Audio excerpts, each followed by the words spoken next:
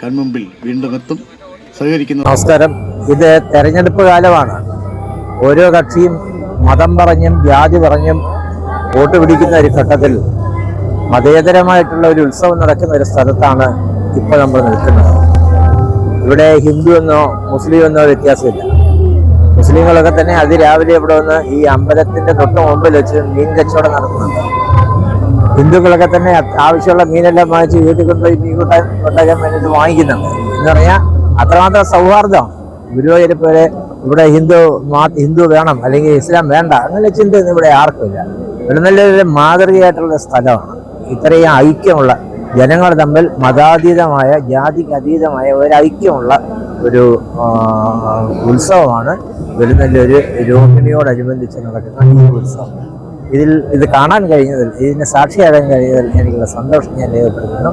നിങ്ങളും കേരളത്തെ ഇത്തരം മതാതീത സൗഹൃദമുള്ള ഒരു ഉത്സവ സ്ഥലമാക്കി മാറ്റണമെന്ന് ഉള്ള താല്പര്യം കൂടി അറിയിക്കും.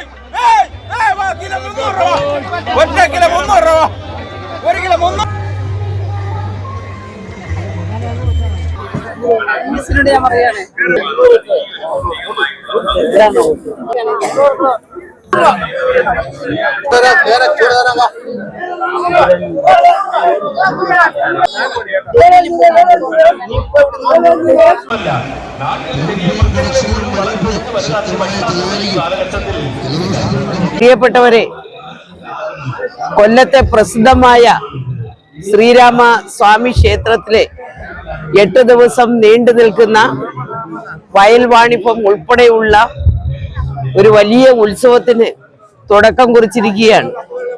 ആയിരക്കണക്കിന് പതിനായിരക്കണക്കിന് ആൾക്കാർ ഈ വയൽ വാണിഭം കാണുവാനും അമ്പലത്തിലെത്തുവാനും ഈ ദിവസങ്ങളിൽ നമുക്ക് കാണുവാൻ കഴിയുന്നു. ഒരു വൻ ജനാവലിയാണ് ഇന്ന് രാവിലെ മുതൽ വെളുപ്പാങ്കാലം മുതൽ നമുക്കിവിടെ കാണുവാൻ സാധ്യമായിരിക്കുന്നത്. എല്ലാ വർഷവും വളരെ വിപുലമായ നിലയിലാണ് വയൽ വാണിഭം ഉൾപ്പെടെയുള്ള സംഘടിപ്പിക്കുന്നത്.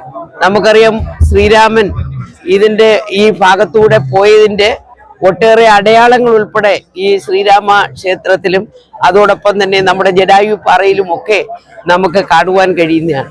ചരിത്രം ഉറങ്ങുന്ന ഒരു ക്ഷേത്രം കൂടിയാണ് ശ്രീരാമ സ്വാമി ക്ഷേത്രം എന്ന് ഈ അവസരത്തിൽ പറയുകയാണ്. അത് മാത്രമല്ല, മറ്റ് ചില പ്രത്യേകതകൾ കൂടി നമ്മുടെ ഈ ക്ഷേത്രത്തിനുണ്ട്. എല്ലാ വർഷവും വയൽ വാണിഭം ഉൾപ്പെടെ സംഘടിപ്പിച്ചുകൊണ്ട് അവിടെ പ്രത്യേകിച്ച് മത്സ്യത്തൊഴിലാളികൾ ഉൾപ്പെടെ വന്ന ഒരു അമ്പലത്തിന്റെ പരിസരത്ത് മത്സ്യം ഉൾപ്പെടെ വിൽപ്പന നടത്തുന്നതായിട്ടാണ് നമുക്ക് കാണുവാൻ കഴിയുന്നത്. അത് വലിയൊരു മാറ്റമാണ്. കാരണം കേരളത്തിൽ നമുക്കത് എങ്ങും കാണുവാൻ സാധ്യമല്ല. അമ്പല പരിസരത്ത് വെച്ച് തന്നെ ജാതിമത വ്യത്യാസമില്ലാതെ എല്ലാവർക്കും പങ്കെടുക്കുവാനും ആ മത്സ്യങ്ങൾ ഉൾപ്പെടെ വിൽപ്പന നടത്തുവാനും അതെല്ലാം വാങ്ങുവാൻ എത്തിച്ചേർന്ന ആൾക്കാരുടെ ആ തിരക്ക് നാം കണ്ടതാണ്. തീർച്ചയായിട്ടും ഇവിടെ വരുവാൻ, നിങ്ങളെയൊക്കെ കാണുവാൻ ഒക്കെ സാധിച്ചതിൽ എനിക്ക് വളരെയധികം സന്തോഷമുണ്ട്.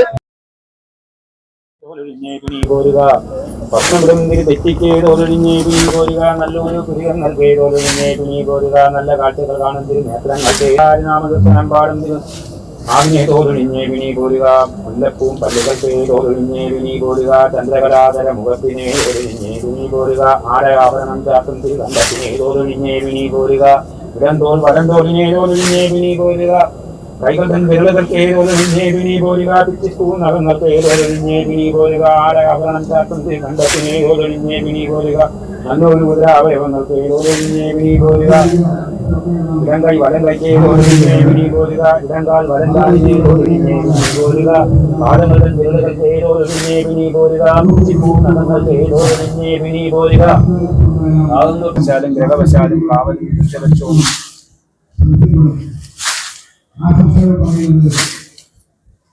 ഒരു കമ്പോളം പോലെയല്ല. കാരണം എല്ലാവരും ഭക്തിയിലായതുകൊണ്ട് വരുന്നവരും വാങ്ങുന്നവരും ഒക്കെ എല്ലാ ക്രയവിക്രയങ്ങൾ നടക്കുന്നവരും മാനസികമായിട്ട് അവരെല്ലാം മെഡിറ്റേഷനിലാണ്. നോക്കൂ, ഇത്രയും ബഹളത്തിൽ മെഡിറ്റേഷൻ ധ്യാനം നടക്കുമോ?